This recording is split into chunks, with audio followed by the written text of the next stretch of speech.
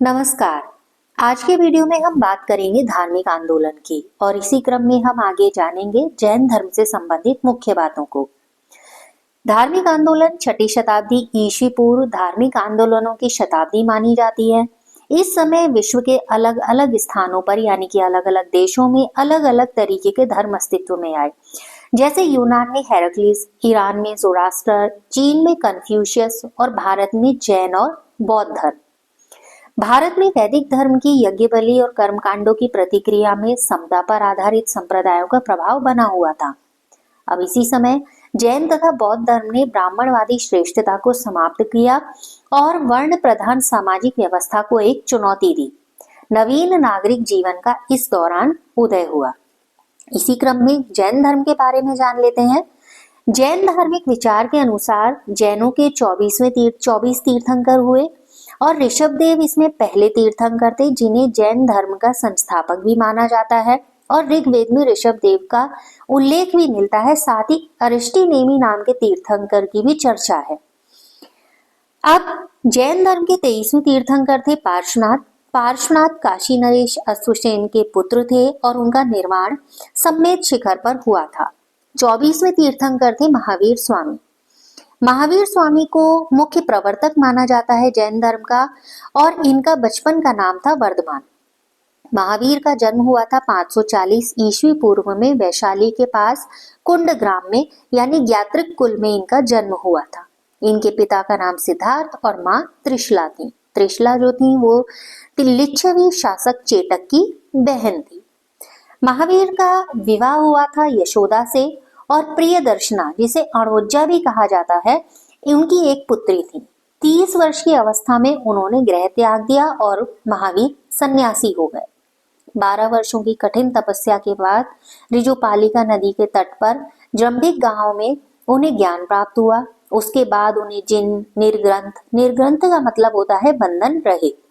महावीर, अरहत, अरहत मतलब योग्य, तथा केवलिन इन नामों से जाना गया।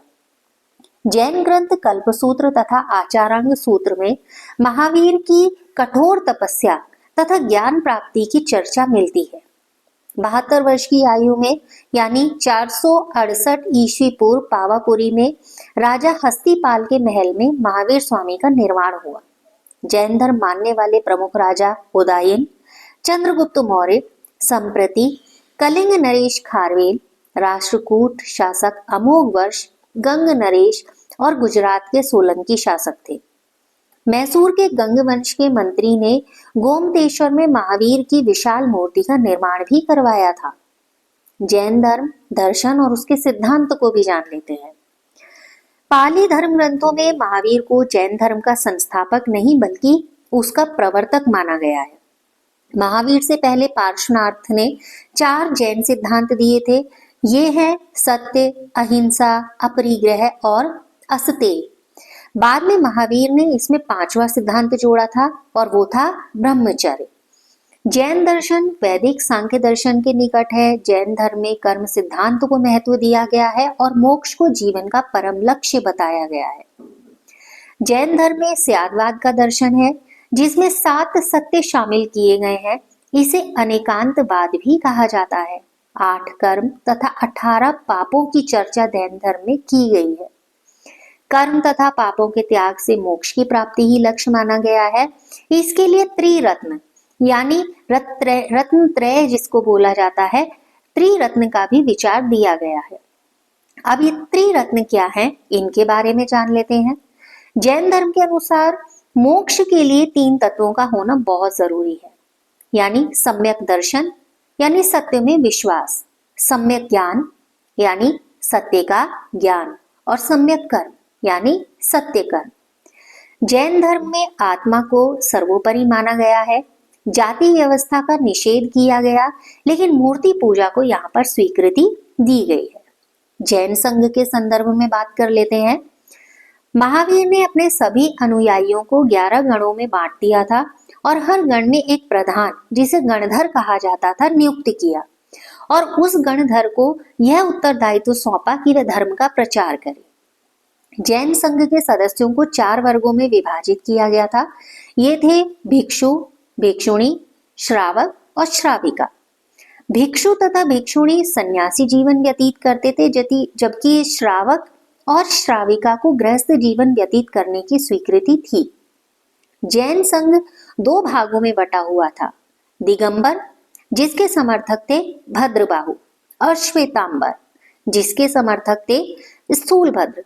यानी कि दिगंबर वे मानते थे जो भद्रबाहु के समर्थक थे और श्वेतांबर वे मानते थे जो स्थूलभद्र के समर्थक थे।